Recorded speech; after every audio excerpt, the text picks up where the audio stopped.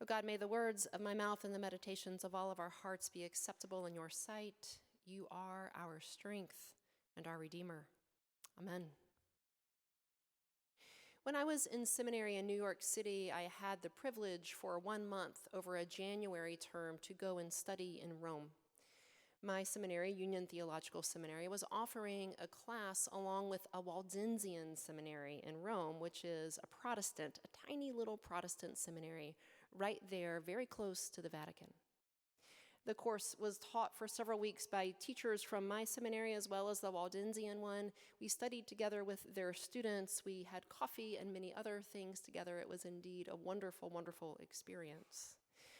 During this time, though, when I arrived in Rome, it was right after Christmas. It was not even the New Year quite yet, I don't think. And I was struck by this little figure that kept being everywhere that looked to me a lot like a witch. So I was very confused because Halloween had been some time ago, but here it was in the Christmas season, and there was this figure of this old woman carrying a broom everywhere I went. I would ask people, what does this mean? What is this? And they would say, oh, it's Old Befana, Old Befana. I had no idea what that was. However, in the course of my time there, only because I kept asking, because they assumed everyone would know Old Befana, did I get the story. Old Befana is like this. If you were to be in Rome right now or anywhere in Italy, you would see her everywhere. She is a very old woman carrying a broom out in front of her like this. And in one arm, the other arm that isn't carrying the broom, she has a loaf of bread and a jar, probably holding cookies inside of it. And in some figures, a little thing of coals underneath the cookies to keep them warm.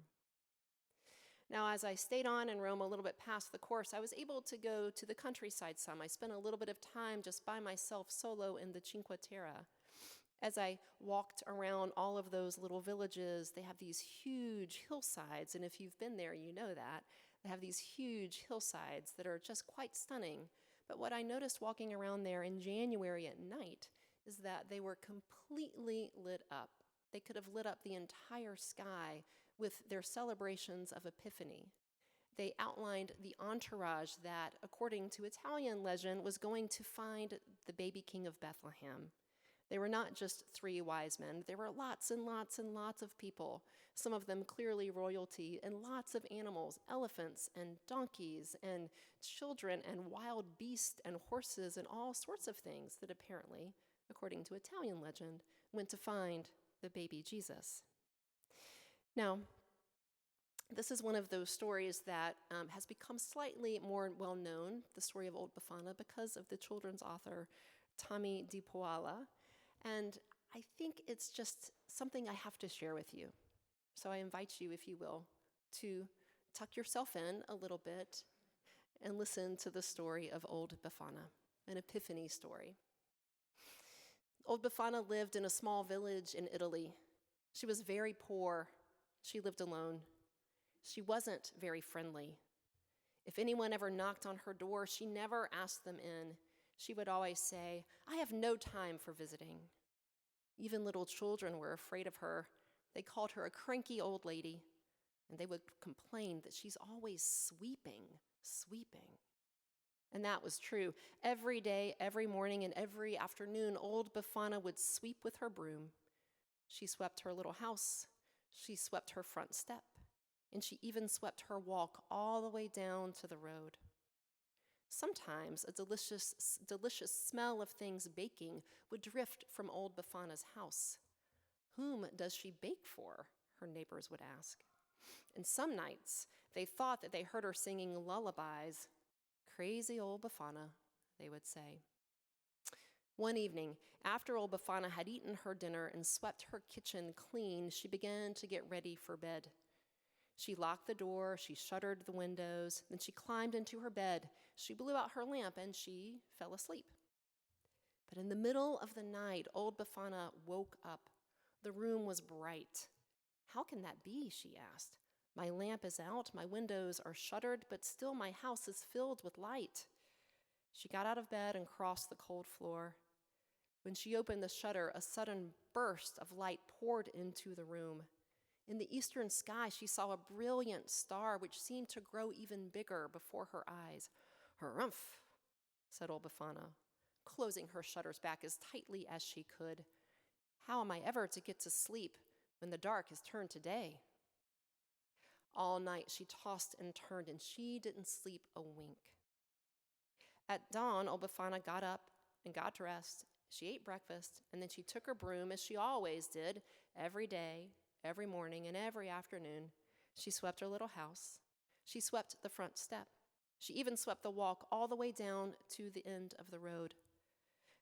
When she neared the road, though, old Befana stopped and listened.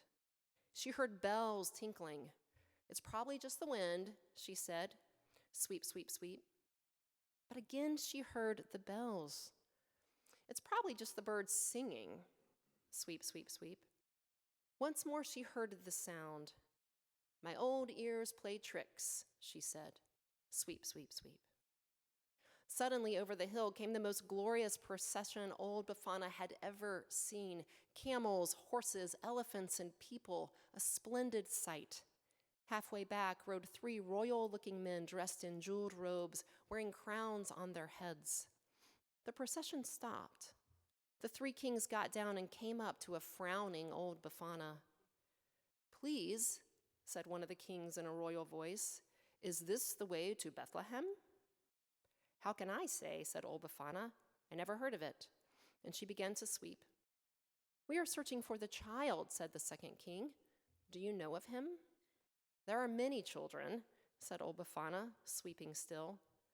"But this one is a king," said the third. "I know nothing of royal matters," she said.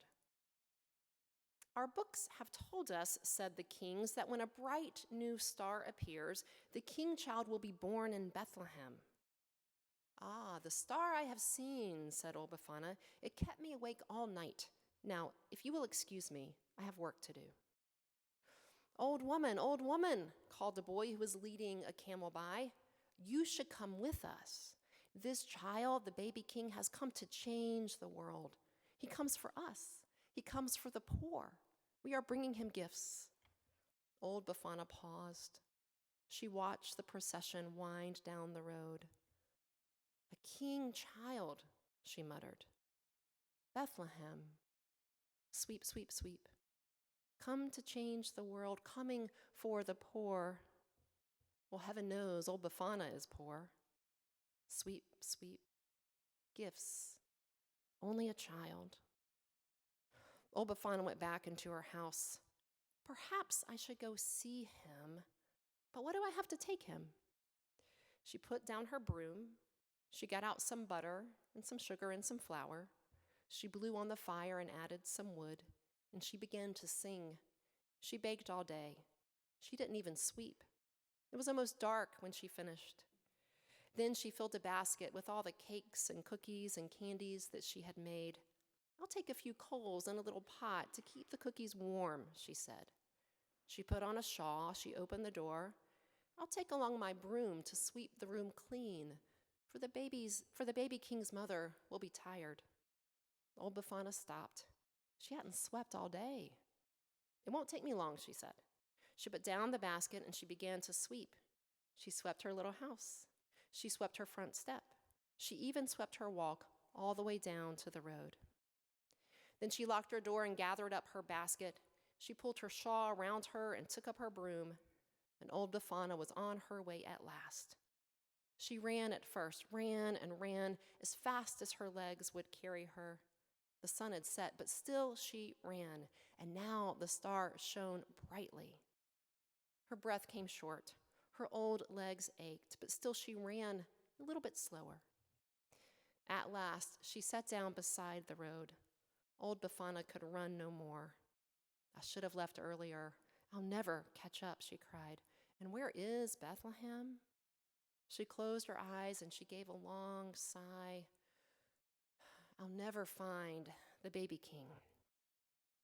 Suddenly, the sky was filled with light, and heavenly angels sang, "Glory to all people, the new king is born. Tonight is the night of miracles."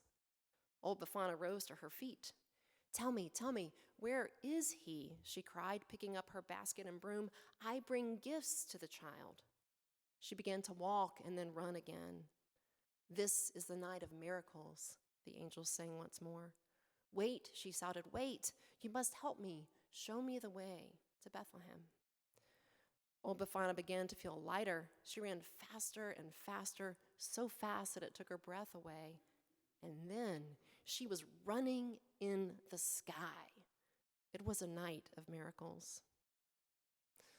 Old Befana never caught up, alas. She never found the child in Bethlehem, but she is still searching to this day.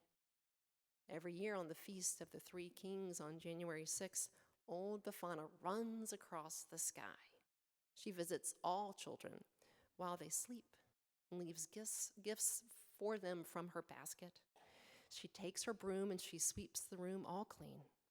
For after all, says Old Befana, I never know which child might be the baby king of Bethlehem. End of story.